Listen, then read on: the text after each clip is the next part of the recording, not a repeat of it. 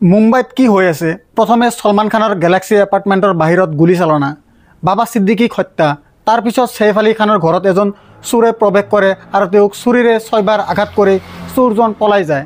আজিৰ বাতৰিটো এক শিহৰণকাৰী। কৌতুক অভিনেতা কপিল শৰ্মাক ইমেইল যোগে মৃত্যুৰ ভাবুকি দিছে। কৌতুক অভিনেতা ৰাজপাল যাদৱেও এই ভাবুকি লাভ কৰিছে।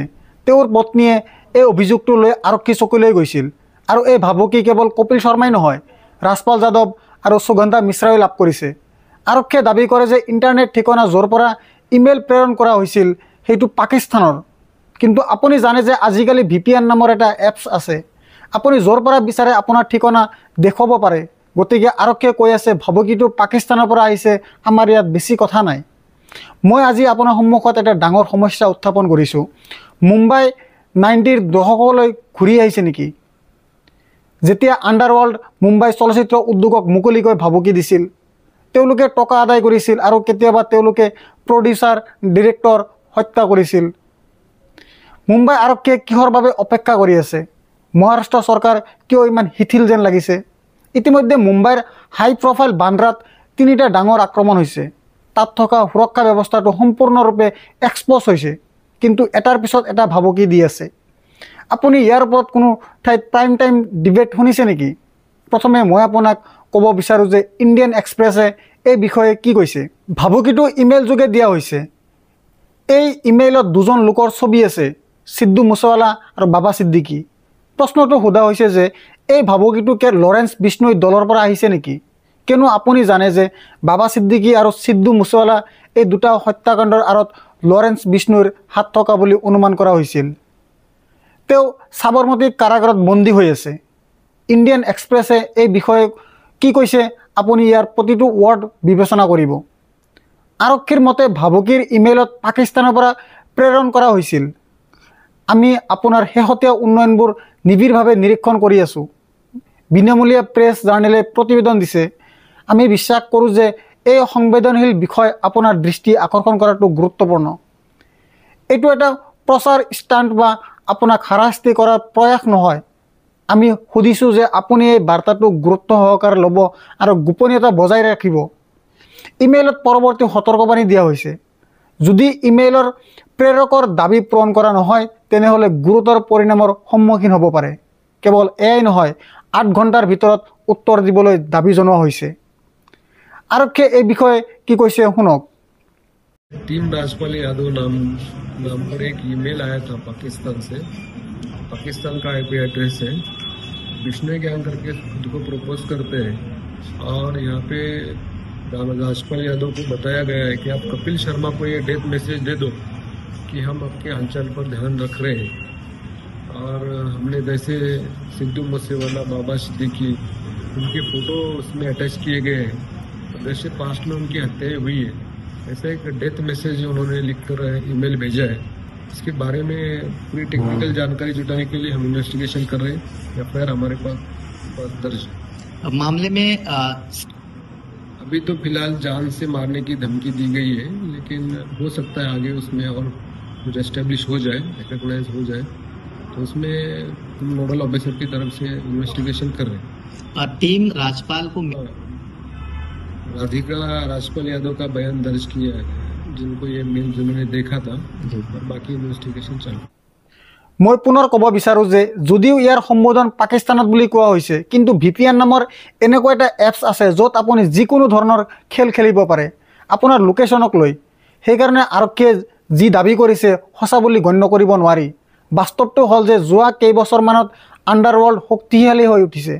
মুম্বাইত যোৱা কেইবছৰমানৰ পৰা অপৰাধ বৃদ্ধি পাইছে আৰু এই সকলোবোৰ মুম্বাইৰ হাই প্ৰফাইল অঞ্চলত হৈ আছে। এই ক্ষেত্ৰত কপিল শৰ্মাই ভাবুকি লাভ কৰিছে। ৰাজপাল যাদৱ তেওঁৰ পত্নীয়ে আৰক্ষী থানাৰ কাষ চাপিছিল আৰু এটা অভিযোগ দাখিল কৰিছে। ইণ্ডিয়ান এক্সপ্ৰেছে এই বিষয়ে কি কৈছে মই এইটো আপোনাক পঢ়ি শুনাব বিচাৰোঁ। ৰাজপাল যাদৱৰ পত্নীয়ে গোচৰ ৰুজু কৰিছে। ইফালে সংবাদ সংস্থা IANS জনাইছে যে ৰাজপাল যাদৱৰ পত্নীৰ অভিযোগৰ ভিত্তিত আম্বলী আৰক্ষীয়ে এজন অজ্ঞাত ব্যক্তিৰ বিৰুদ্ধে BNSৰ 3513 ধাৰাৰ অধীনত এখন এজাহাৰ পঞ্জীয়ন কৰিছে। সুগন্ধা মিশ্ৰ আৰু ৰেমো ডিচুজাইও এটা অভিযোগ দাখিল কৰিছে। আৰক্ষীয়ে প্ৰাথমিক তদন্ত আৰম্ভ কৰিছে আৰু প্ৰাৰম্ভিক অনুসন্ধান পৰামৰ্শ দিয়ে যে ভাবুকিৰ ইমেইলবোৰ পাকিস্তানৰ পৰা প্ৰেৰণ কৰা হৈছে। বাবা ছিদ্দিকীক হত্যা কৰাৰ পিছত কি ঘটিছিল মনত আছেনে? এটাৰ পিছত এটা ভাবুকি আহি আছিল, য'ত ছলমান খানক ভাবুকি দিছিল যে আপুনি 2 কোটি টকা দিয়ক, শ্বাহৰুখ খানক ভাবুকি দিছিল। এনেধৰণৰ ভাবুকি আহি আছিল। ইয়াৰ বেছিভাগেই ভুৱা আছিল, তেওঁলোকৰ বেছিভাগেই ভুৱা আছিল। কি ঘটি আছিল? কিছুমান মানুহৰ সাহস উচ্চ হৈ পৰিছে, কাৰণ মুম্বাইত এটাৰ পিছত এটাকৈ আক্ৰমণ কৰা হৈছে। সংবাদ মাধ্যমসমূহে চৰকাৰক কাঠগড়াত ৰখা নাই। চৰকাৰে বিষয়টো গুৰুত্ব সহকাৰে লৈছেনে নাই আমি নাজানো। এটা সময় আছিল যেতিয়া ভাবুকি আহি আছিল, তেতিয়া সংবাদ মাধ্যমবোৰে চৰকাৰক কাঠগড়াত ৰাখিছিল আইন শৃংখলা সম্পৰ্কে। কিন্তু এতিয়া এনেকুৱা লাগিছে যেন একো হোৱা নাই। আৰু এতিয়া এটা নতুন এংগেল, বাংলাদেশী এংগেল, সৈফ আলী খানৰ ওপৰত হোৱা আক্ৰমণত বাংলাদেশী এংগেল সন্মুখত আহিছে। ইয়াৰ অৰ্থ হৈছে যে ভাৰতীয় জনতা পাৰ্টিৰ সমগ্ৰ প্ৰচাৰ এক্সপ'জ হৈছে। যিসকলে ঝাৰখণ্ডলৈ গৈছিল আৰু কৈছিল যে বাংলাদেশী ইয়ালৈ আহিছে, তেওঁলোকে আপোনাৰ ছোৱালীবোৰক অপহৰণ কৰিব। মহাৰাষ্ট্ৰ হৈছে ডাবল ইঞ্জিনৰ চৰকাৰ। তাত এজন বাংলাদেশী আহি 6 বাৰ ছুৰীৰে আঘাত কৰে আৰু পলাই যায়। আটাইতকৈ গুৰুত্বপূৰ্ণ কথাটো হ'ল যে গ্ৰেপ্তাৰ কৰা ব্যক্তিজনৰ চেহেৰা আৰু CCTVত বন্দী হোৱা ব্যক্তিজনৰ মাজত কোনো সাদৃশ্য নাই। এই সকলোবোৰ প্ৰশ্ন উত্থাপিত হয়, কিন্তু আপুনি এই সন্দৰ্ভত প্ৰাইম টাইম ডিবেট দেখিছিলনে?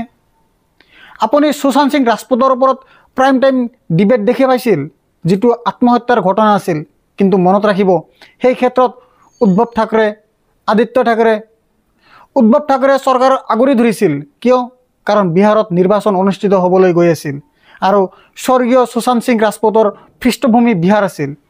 আজিকালি এনেদৰে সাংবাদিকতা হয় আৰু এনেদৰে আৰক্ষীৰ কাম হয়।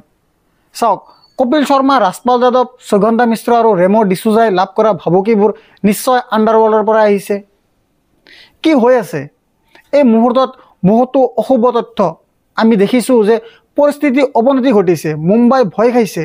আৰক্ষীয়ে কিবা কৰে নে নকৰে তাক লৈ এটা প্ৰশ্ন চলি আছে। সেইকাৰণে তেওঁলোকৰ সাহস উচ্চ হৈ পৰিছে। মই ক্লিয়াৰ কৰি দি আছোঁ, মই বাৰে বাৰে কৈ আহিছোঁ যে এইটো আণ্ডাৰৱৰ্ল্ডৰ পৰাই ভাবুকি হোৱাটো প্ৰয়োজনীয় নহয়। এইটো প্ৰয়োজনীয় নহয় যে লৰেন্স বিষ্ণুৱে ইয়াক ভাবুকি দিছে। যদি ভাবুকি দিছে, ই অতি উদ্বেগজনক। কিন্তু ভাবুকি নিদিলেও ই অতি উদ্বেগজনক, চিন্তাজনক, কিয়নো এইটোৱে দেখুৱায় যে কেনেকৈ এজন সাধাৰণ মানুহে আইন শৃংখলা অমান্য কৰি আছে। মোবাইল ফোন থকা এজন ব্যক্তি, যিজনৰ ইণ্টাৰনেট কানেকশ্যন আছে, তেওঁ VPN সংযোগ কৰি বহি থকা সময়ত মানুহক ভাবুকি দি আছে।